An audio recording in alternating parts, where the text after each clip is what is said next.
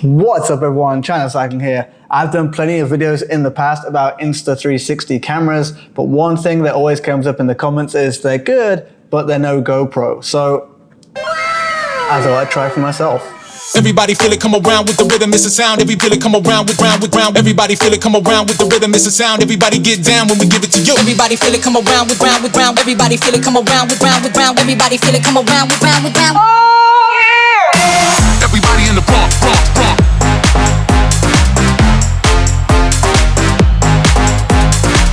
Everybody in the bump.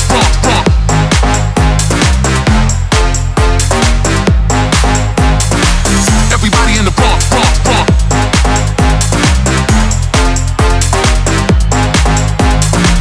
Everybody in the bump.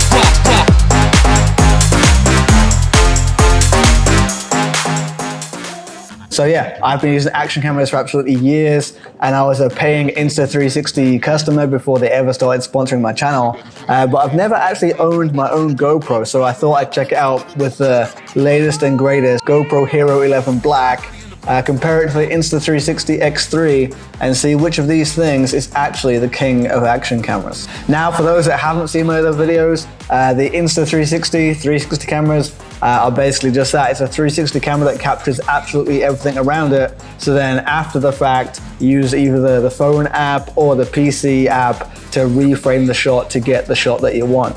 Whereas a GoPro is obviously, well, everyone knows what a GoPro is. It's more of a traditional action camera. Wherever you put it, wherever it's looking, that's what you get in your video. Now, as I talked about back in my Insta360 X3 video, they actually upped the game quite a lot in the single lens mode on this. So if you put this into single lens mode, it essentially becomes like a GoPro, you know, what you see is what you get kind of thing. So let's put these two head to head and see which of the two actually has the best quality. Now for today's comparison, I thought I'd come up with a few different aspects of the cameras and put them head to head, see which one comes out on top. So we're going to be looking at the price, the image quality, the flexibility, the stabilization, durability, and kind of like the X factor. I've actually had both these cameras for 3 months now, and footage from both of these has been creeping its way into my other videos here on the channel. But I really wanted to use both cameras for a good chunk of time before jumping to any conclusions. Okay, so I'm going to show you a couple of clips now. I'm not going to tell you which one's which. We're just going to have a camera A and camera B, and y'all can have a look for yourselves.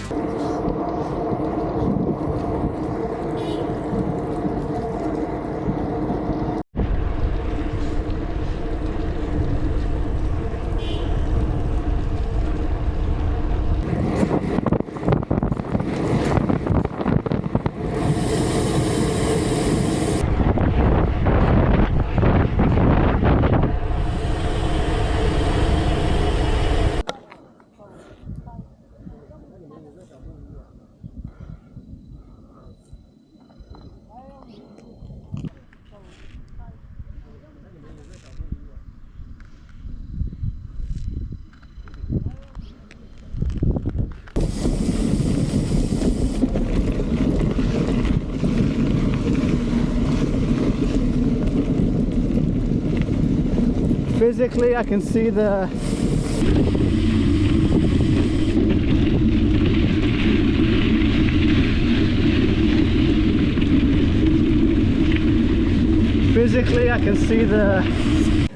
which one did you prefer, A or B? Well, I'll tell you the answer. A is the Insta360 and B is the GoPro Hero 11 Black.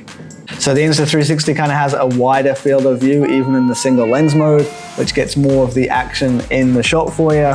But the Hero 11 maybe has more detail. You guys judge for yourselves. So on the left here we have the Insta360 X3, and on the right here we have the GoPro Hero 11 Black.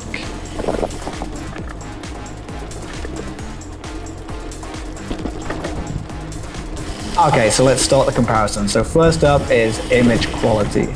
Now, the huge pinch of salt with this one is that YouTube will compress the hell out of all the footage I put up here anyway. I've done some experiments uploading footage to YouTube and comparing it back to the original footage on my computer, and the difference is actually pretty big. But I think like 90% of the people using these cameras are going to upload the footage to YouTube, so if it doesn't look good on YouTube, then what's the point? So when in 360 mode, the X3 has a resolution of 5.7K, but that's spread over all 360 degrees. And so when you crop into just one section, that resolution is going to take a hit. Now, on the other hand, the GoPro Hero 11 Black is doing 5.3K, and that's all being used by what you end up seeing in the video. And now when the X3 is in single lens mode, that resolution is 4K, which is obviously less than the GoPro Hero's 5.3K. And while most people watching videos on their phones or 4K monitors can't really see the true 5.3K resolution of the GoPro, I do think that that extra resolution gives the GoPro footage a bit more detail or kind of like sharpness in the image. So while the Insta360 is very good, if you just want out and out best image quality, I think you have to give it to the GoPro. Now let's talk price. Now both these guys seem to go on and off sale, especially at this time of the year, but I'm just going to use their retail prices for this comparison. So if there are some links below with some discounts or even cheaper, then that's good, that's a bonus. But for retail prices, the GoPro Hero 11 Black retails for $549, whereas the X3 comes in at $449. Now, while neither of those can be described as cheap, I think the X3 is a lot easier price to stomach, as you're essentially getting double the number of lenses and double the number of sensors, and it's essentially a 2-in-1 camera, and it costs a whole bunch less. So for price, we'll give the edge to the X3. Okay, next up, flexibility. I'm going to keep this a bit brief because I've covered it a lot in my previous video about the third-person bike mount for the Insta360 and also in my dedicated X3 review, but the X3 is really just so flexible. You can mount it almost anywhere, and because it's capturing absolutely everything around it, you don't even have to worry about the way it's facing, you know? The invisible selfie stick also allows you to get great shots of yourself that are just physically not possible with the GoPro. So for flexibility, yeah, gotta give it to the X3. Now, stabilization. Now, this is one area that action cameras have really come along in the past 4 or 5 years. With more and more people riding gravel, especially like going over bumpy stuff, it's becoming more and more important. Any lack of stabilization is going to kill your footage, make it really uncomfortable for people to watch, and just be a big no-no. Now, both these cameras actually have very good stabilization and very clever stabilization too.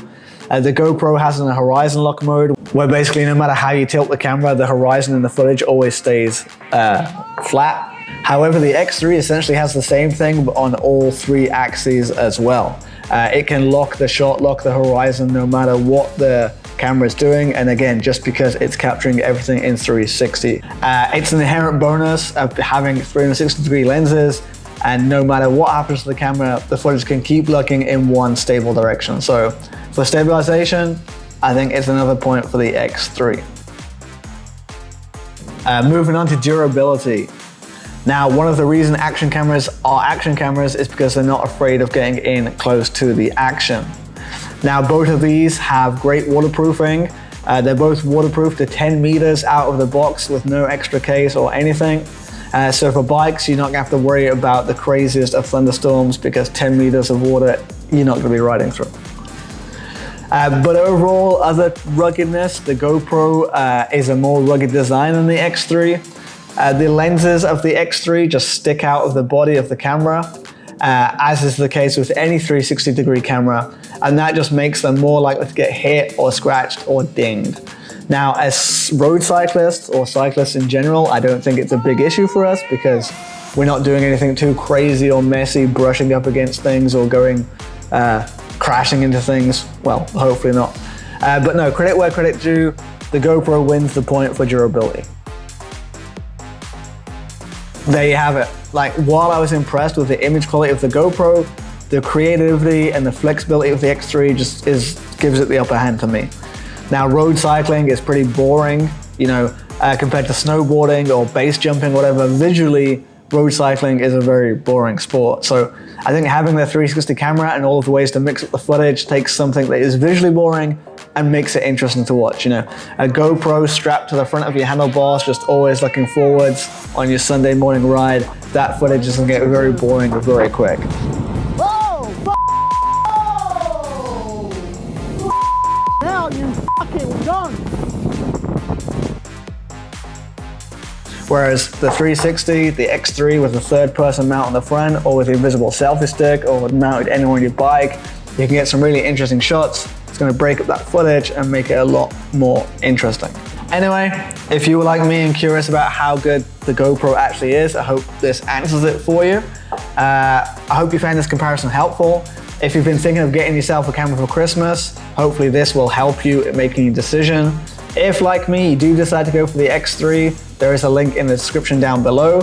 It is an affiliate link, so it does help out the channel if you do make a purchase. But as I said at the beginning, I've been paying money and buying Insta360 cameras since way before they started sponsoring me. So there's that. Anyway, I hope everyone's having a good Christmas. Hope everyone's staying safe. I look forward to seeing you in the new year. I've got something very, very, very exciting coming in the new year.